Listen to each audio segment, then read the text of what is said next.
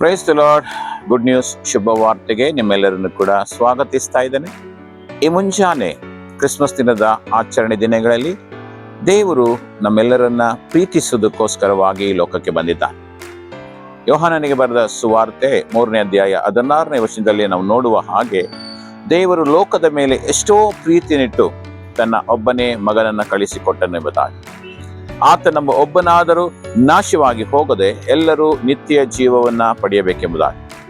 ಹೌದು ಪ್ರಿಯರಿ, ವಾಕ್ಯ ಹೇಳುವ ಹಾಗೆ ದೇವರು ಲೋಕದ ಮೇಲೆ ಎಷ್ಟೋ ಪ್ರೀತಿಯನ್ನಿಟ್ಟಿದ್ದಾನೆ.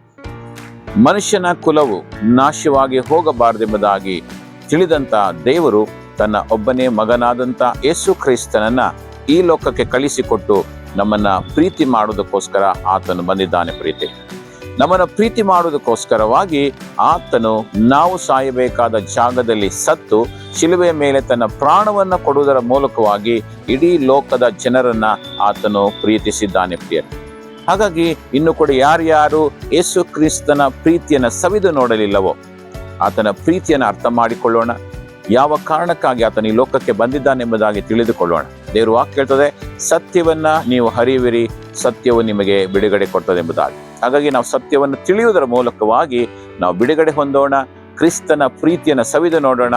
ಆ ಪ್ರೀತಿ ನಮ್ಮೆಲ್ಲರಲ್ಲಿ ಇರುವ ಹಾಗೆ ನಾವು ಈ ಒಂದು ಸಮಯದಲ್ಲಿ ನಮ್ಮನ್ನೇ ನಾವು ಕರ್ತನಿಗೆ ಒಪ್ಪಿಸಿಕೊಟ್ಟವರಾಗಿ ಪ್ರಾರ್ಥನೆ ಮಾಡಿಕೊಳ್ಳೋಣ. ತಂದೆಯಾದ ದೇವರೇ, ನಿನ್ನ ವಾಕ್ಯ ಹೇಳಿದ ಹಾಗೆ ನೀನು ಲೋಕದ ಮೇಲೆ ಎಷ್ಟೋ ಪ್ರೀತಿಯನ್ನಿಟ್ಟು ನಮ್ಮನ್ನ ರಕ್ಷಿಸುವುದಕ್ಕೋಸ್ಕರ ಬಂದಿದೆಯಾ ಸ್ವಾಮಿ. ಹೌದು ಪ್ರಿಯರೇ, ಆ ಒಂದು ಪ್ರೀತಿಯನ್ನು ನಾವು ಅರ್ಥ ಮಾಡಿಕೊಳ್ಳೋಣ. ದೇವರ ಪ್ರೀತಿಯನ್ನು ಅರ್ಥ ಮಾಡಿಕೊಳ್ಳೋಣ. ನಾವು ಸಾಯಬೇಕಾದ ಜಾಗದಲ್ಲಿ ಆತನು ಸತ್ತಿದ್ದಾನೆ. ನಮ್ಮ ಎಲ್ಲಾ ನಿಂದೆ ಅವಮಾನಗಳನ್ನು ಆತನು ಹೊತ್ತುಕೊಂಡಿದ್ದಾನೆ.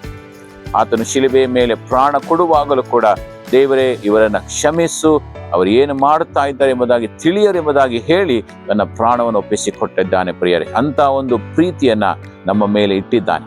ಆ ಕಾರಣದ ಆ ಪ್ರೀತಿಯನ್ನು ನಾವು ಅರ್ಥ ಮಾಡಿಕೊಳ್ಳೋಣ, ಆತನಿಗೆ ವಿಧೇಯರಾಗೋಣ, ಆತನನ್ನು ಹೆಚ್ಚಾಗಿ ಅರ್ಥ ಮಾಡಿಕೊಂಡು ಆತನಿಗಾಗಿ ಜೀವಿಸುವುದಕ್ಕೆ ನಾವು ಪ್ರಯತ್ನ ಮಾಡೋಣ. ದೇವರು ಈ ಒಂದು ಪ್ರಾರ್ಥನೆಯನ್ನು ಕೇಳಿದ್ದಾನೆ, ಅದಕ್ಕಾಗಿ ಸ್ತೋತ್ರ. ಪ್ರಾರ್ಥನೆ ಮೂಲಕವಾಗಿ ಆತನ ಪ್ರೀತಿಯನ್ನು ತಿಳಿದುಕೊಳ್ಳೋಣ. ದೇವರು ನಿಮ್ಮೆಲ್ಲರನ್ನ ಆಶೀರ್ವದಿಸಲಿ. ಪ್ರಾರ್ಥನೆ ಕೇಳಿದಕ್ಕಾಗಿ ಸ್ತೋತ್ರ. ಯೇಸು ನಾಮದಲ್ಲಿ ಪ್ರಾರ್ಥಿಸ್ತೇವೆ ತಂದೆಯಾದ ದೇವರೇ, amen. Praise the Lord. God bless you.